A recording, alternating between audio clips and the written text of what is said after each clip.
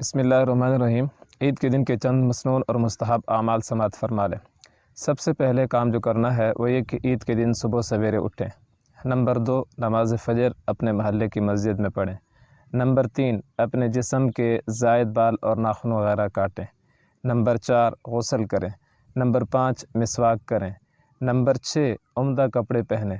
Number 7، خوشبو لگائیں۔ Number 8، انگوٹھی مرد اگر پہنے تو 4.5 ماشے کے اندر چاندی کی انگوٹھی مرد پہن سکتے ہیں۔ نمبر 9، صدقہ فطر ادا کریں۔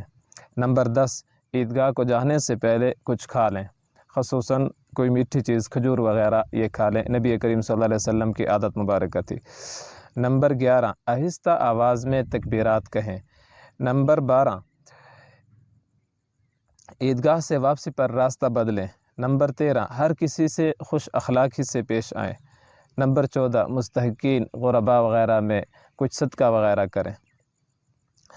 نمبر 14، گھر والوں پر وسعت کے مطابق خرچ کریں۔ نمبر 15، اگر ممکن ہو تو جبہ پہنیں اور عید کی مبارکباد کو ضروری نہ سمجھیں۔ اگر کسی نے مبارکباد دے دی تو ٹھیک، اس کو ضروری نہ سمجھیں۔